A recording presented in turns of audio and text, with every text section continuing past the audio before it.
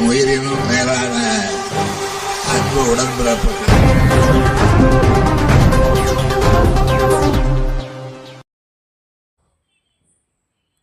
நெஞ்சில மஞ்சாசோறு இருந்தா திருவொற்றியூர் தொகுதிக்குள் நின்றுப்பார். டெபாசிட் வாங்காத சீமான் நிலைமைதான் உனக்கும் வரும் என உதயநிதி பிறந்தநாள் நிகழ்ச்சியில் கலந்து கொண்ட திமுக பிரமுகரும் மண்டல குழு தலைவருமான தனியரசு சவால் விடும் வகையில் பேசினார். தமிழகத்தில் துணை முதல்வரும் திமுக கட்சியின் இளைஞரணி செயலாளருமான உதயநிதி ஸ்டாலின் பிறந்த நிகழ்ச்சியை திமுகவினர் தொடர் நிகழ்ச்சியாக கொண்டாடி வருகின்றனர்.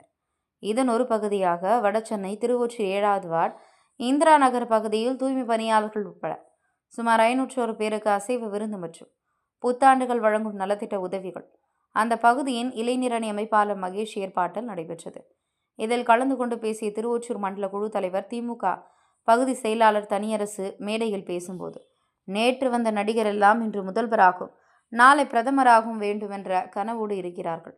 திமுகவை போல் அவர்கள் இந்திய எதிர்ப்பு போராட்டம், மாநில சுய உரிமை போராட்டம் போன்ற எந்த போராட்டத்திலும் பங்கேற்காமல் கட்டுப்பாடற்ற இளைஞர் கூட்டத்தை வைத்துள்ளார்கள் என்று பேசினார். 300 கோடி ரூபாய் சம்பளத்தை விட்டுவிட்டு தான் அரசியலுக்கு வருவதாக சொல்லிக்கொள்ளும் அந்த நடிகர் என்ன மசூருக்கு வந்தார் என்று பேசினார். தொடர்ந்து பேசிய அவர், விஜய் நெஞ்சில் மஞ்சாசோறு இருந்தால் திருவொற்றியூர் தொகுதியில் நின்று தேர்தலில் போட்டியிட்டு வெற்றி பெற முடியுமா என்றும், நாம் தமிழர் கட்சியின் தலைமை ஒருங்கிணைப்பாளர் சீமான் திருவொற்றியூர் தொகுதியில் போட்டியிட்டு டெபாசிட் கூட வாங்க முடியாத 3வது இடத்திற்கு தள்ளப்பட்டார். அதே நிலைதான் விஜய்க்கும் ஏற்படும் என்றும், ஒருவேளை விஜய் திருவொற்றியூர் தொகுதியில் வெற்றி பெற்றால் தான் அரசியலை விட்டு விலகுவதாகவும் சவால் விடும் வகையில் பேசினார். ஆட்சி பொறுப்பு 4000 கொடுத்தாரா இல்லையாமா? கொரோனா காசு கொடுத்துமா இல்லையா? எங்களை போய் குறை சொல்லுவதற்கு தகுதி இருக்குதா? பிஜேபிக்கு தகுதி இருக்குதா? எடப்பாடி பழனிசாமிக்கு தகுதி இருக்குதா? இல்ல சீமானுக்கு தகுதி இருக்குதா? இப்போ ஒருத்தர் வந்திருக்காரு, அவர் சொல்றாரு, நான் அரசியலுக்கே வந்தேன் தெரியுமா, ஒரு படத்துக்கு 300 கோடி ரூபாய் வாங்குவாங்க. ஒரு படத்துக்கு 300 கோடி ரூபாய் வாங்குறவரு அரசியல் வந்தாரா? எந்த மசூருக்கு வந்தாரு அரசியல்? யார் வர சொன்னது? யார் வர சொன்னது? தமிழ்நாட்டில் பக்தா சொல்லுங்க, ராஜாஜி இருந்தா, காமராஜர் இருந்தா, பேரறிஞர் அண்ணா இருந்தா, தந்தை பெரியார் இருந்தா, எம்ஜிஆர் இருந்தா, கலைஞர் இருந்தா, ஜெயலலிதா இருந்தாங்க. தமிழ்நாட்டை காப்பாற்றி தமிழ்நாட்டை மேல் நோக்கி திட்டங்கள்லாம் கொண்டு வந்துட்டாங்க. இவரு வந்து என்ன கிழிக்க போறாரு தமிழ்நாட்டில்? சொல்லுங்க, இவருக்கு என்ன திறமை இருக்கிறது? இந்திய எதிர்ப்புக்காக அவங்க அப்பா சந்திரசேகர் போராட்டம் நடத்தினாரா? தமிழ்நாட்டுக்காக குரல் கொடுத்தாரா? கொரோனா வந்ததை எட்டி பார்த்தாரா? நீட் தேர்வுக்காக மக்கள் போராடுறாங்க, தமிழ்நாடு போராடுற நீட் தேர்வுக்காக வந்து சினிமா நடிகர் வந்து போராட்டம் பண்ணாரா? எதுக்குமே வராம நாளைக்கே முதல்வர், நாளைக்கு பிரதமர். இதுதான் தமிழ்நாடு ஆயிடுது. யோசித்து பார்க்க வேண்டும்.